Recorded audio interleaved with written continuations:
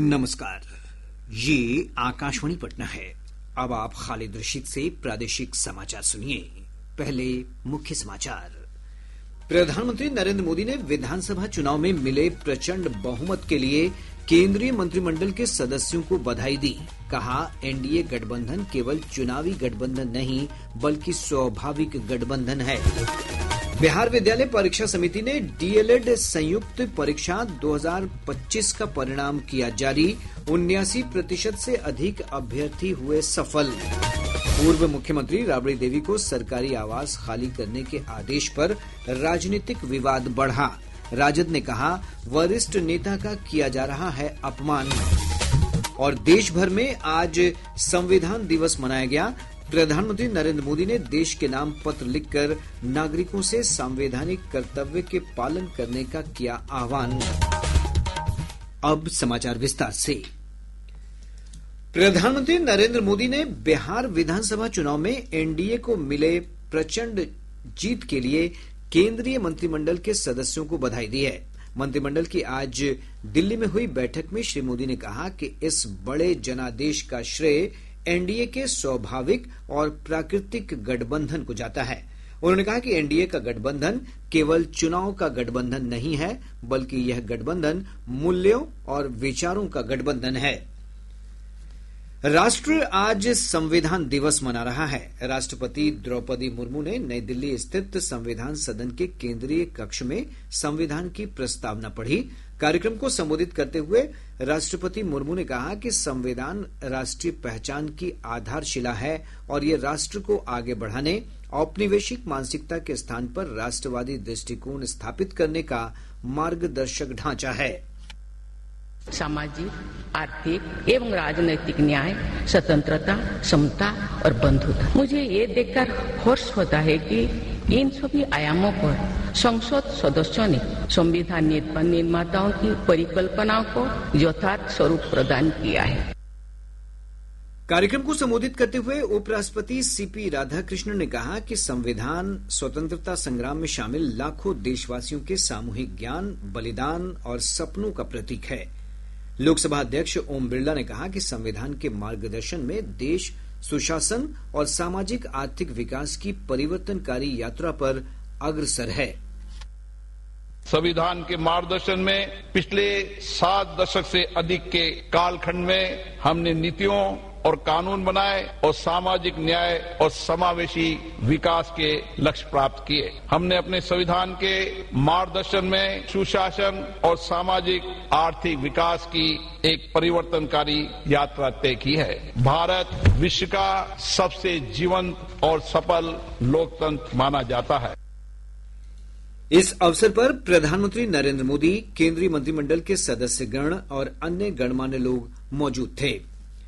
प्रधानमंत्री नरेंद्र मोदी ने संविधान दिवस के अवसर पर देश के नाम पत्र लिखकर 1949 में संविधान को ऐतिहासिक रूप से अंगीकार किए जाने का स्मरण किया है। राष्ट्र की प्रगति में संविधान की स्थायी भूमिका का उल्लेख करते हुए प्रधानमंत्री ने अपने पत्र में लिखा है कि 2015 में सरकार ने इस पवित्र दस्तावेज के सम्मान में 26 नवंबर को संविधान दिवस के रूप में घोषित किया था।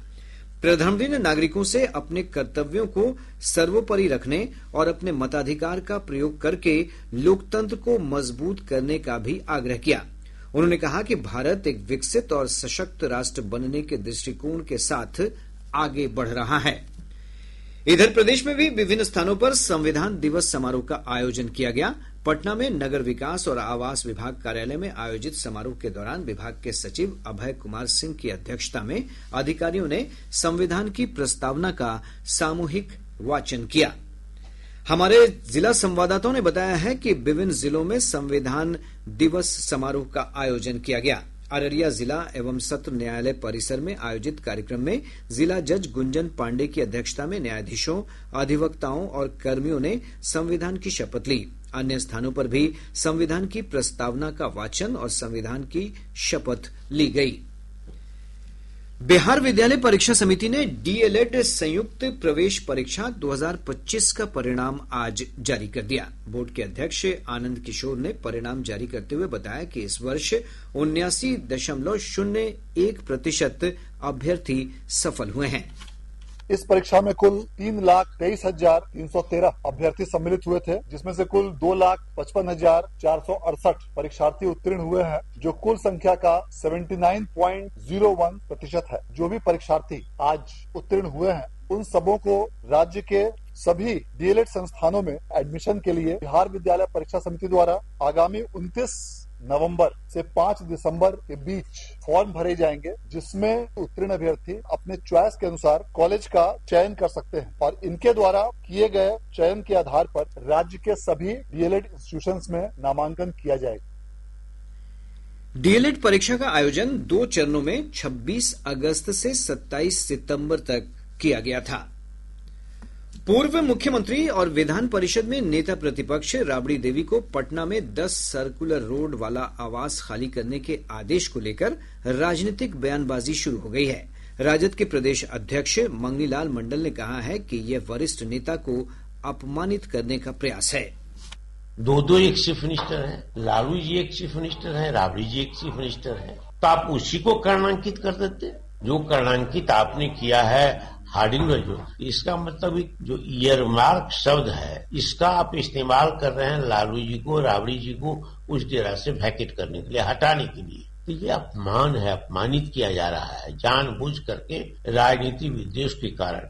जो कुछ करना होगा किया जाएगा, लेकिन डेरा नहीं खाली किया जाएगा। इधर भाजपा के प्रदेश अध्यक्ष और राज्य सरकार में उद्योग मंत्री दिलीप जायसवाल ने कहा कि आवास आवंटन को लेकर राजद के नेता निरर्थक बातें कर रहे हैं। उन्होंने कहा कि सरकार और महकमा बदलता रहता है और आवास अलग अलग श्रेणियों में आवंटित किए जाते हैं। राबड़ी जी को जब वो आवास मिला था और उस समय जो उनका स्टेटस था, सरकार और महकमा बदलते रहता है और इसीलिए आवास भी अलग अलग कैटेगरी में लोगों को दिया जाता है। इसीलिए आवास से कभी भी, सरकारी आवास से मोह माया नहीं करना चाहिए। और ये जो फैसला हुआ है, वो फैसला बहुत सोच कर हुआ है, जिससे कि आगे भी इस तरह के नियम का पालन किया जा सके।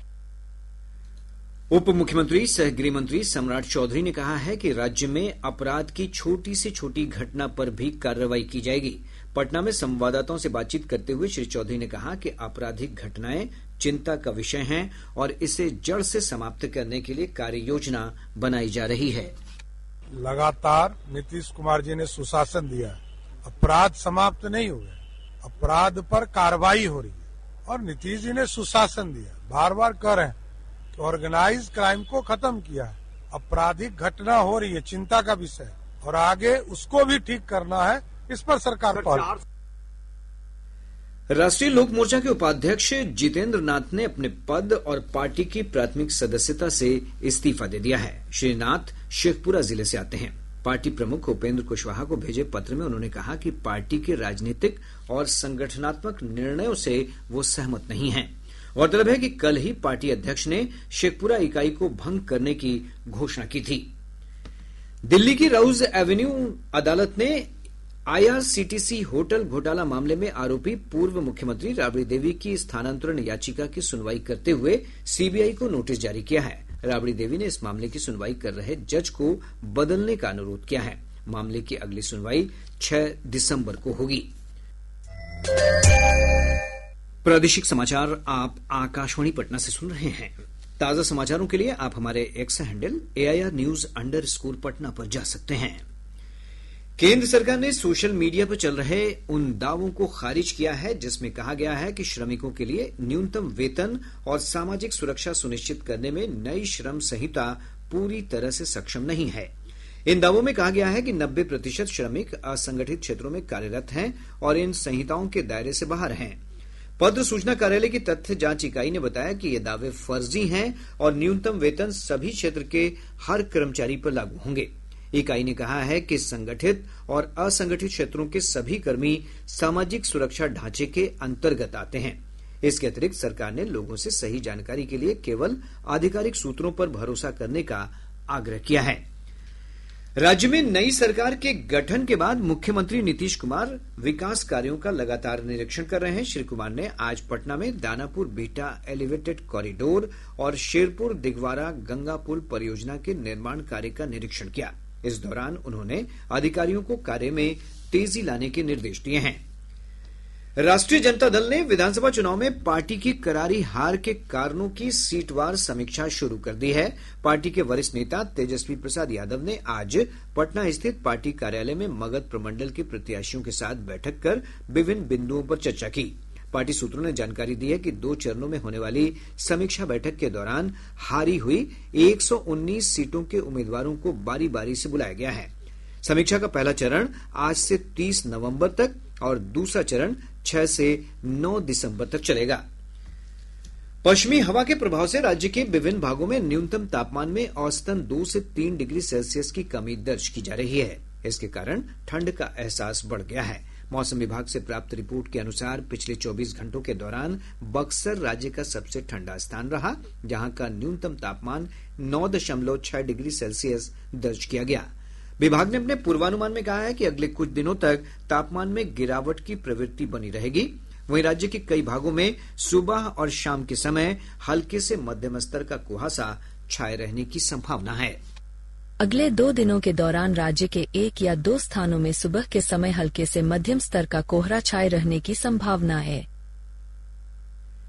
नशे के खिलाफ जन जागरूकता के लिए आज नशा मुक्ति दिवस मनाया जा रहा है। विभिन्न स्थानों पर प्रभात फेरी, रैली और जागरूकता रथ के माध्यम से लोगों को नशे के खिलाफ जागरूक किया गया। मुंगेर के जिलाधिकारी निखिल धनराज निप्पणीकर ने इस अवसर पर समाहरणालय परिसर से नशा मुक्ति रथ को रवाना किया। यह रथ जिले के ग्रामीण क्षेत्रों में लोगों को नशे के विरुद्ध जागरूक करेगा। इधर शेखपुरा जिले में शिक्षा विभाग और उत्पाद विभाग के संयुक्त तत्वावधान में स्कूली बच्चों ने रैली निकालकर नशा मुक्ति का संदेश दिया। वहीं कैमूर में जिला प्रशासन और उत्पाद विभाग की ओर से जिला मुख्यालय भभुआ में जागरूकता रैली निकाली गई। राज्य सरकार ने ऑपरेशन सिंदूर के दौरान शहीद हुए सीमा सुरक्षा बल बीएसएफ के सब इंस्पेक्टर मोहम्मद इम्तियाज के पुत्र इमदाद रजा को अनुकंपा के आधार पर नौकरी दी है। सारण के जिलाधिकारी अमन समीर ने उन्हें आज नियुक्ति पत्र सौंप दिया। मुंगेर जिले के हमजापुर थाना क्षेत्र अंतर्गत मुंगेर लखीसराय राष्ट्रीय उच्च पथ संख्या 80 पर एक अनियंत्रित कार एक दुकान में घुस गई। इस हादसे में 3 बच्चों समेत 7 लोग घायल हो गए। नवादा के जिलाधिकारी रवि प्रकाश की अध्यक्षता में मैट्रिक और इंटर की वार्षिक परीक्षा की तैयारियों को लेकर आज बैठक आयोजित की गई। कटिहार जिले की विशेष पॉक्सो अदालत ने नाबालिग के साथ दुष्कर्म के दोषी को 10 वर्ष सश्रम कारावास की सजा सुनाई है। इधर मुंगेर जिले की स्थानीय अदालत ने पत्नी की हत्या के दोषी पति को 10 वर्ष कारावास की सजा सुनाई है। साथ ही 5,000 रुपए का अर्थदंड भी लगाया है। रोहतास पुलिस ने नासरीगंज थाना क्षेत्र के बरबीघा में छापेमारी कर 17 युवतियों को मुक्त करा लिया है। वहीं युवतियों से अनैतिक कार्य कराने के आरोप में 3 लोगों को गिरफ्तार किया गया है। और अब अंत में मुख्य समाचार एक बार फिर। प्रधानमंत्री नरेंद्र मोदी ने विधानसभा चुनाव में मिले प्रचंड बहुमत के लिए केंद्रीय मंत्रिमंडल के सदस्यों को बधाई दी। कहा, एनडीए गठबंधन केवल चुनावी गठबंधन नहीं बल्कि स्वाभाविक गठबंधन है। बिहार विद्यालय परीक्षा समिति ने डीएलएड संयुक्त परीक्षा 2025 का परिणाम जारी किया। 79% से अधिक अभ्यर्थी हुए सफल। पूर्व मुख्यमंत्री राबड़ी देवी को सरकारी आवास खाली करने के आदेश पर राजनीतिक विवाद बढ़ा। राजद ने कहा, वरिष्ठ नेता का किया जा रहा है अपमान। और देश भर में आज संविधान दिवस मनाया गया। प्रधानमंत्री नरेंद्र मोदी ने देश के नाम पत्र लिखकर नागरिकों से संवैधानिक कर्तव्य के पालन करने का किया आह्वान। इसके साथ ही आकाशवाणी पटना से प्रसारित प्रादेशिक समाचार का ये अंक समाप्त हुआ। आकाशवाणी पटना से अगला समाचार बुलेटिन प्रातः 8:48 से प्रसारित किया जाएगा। नमस्कार।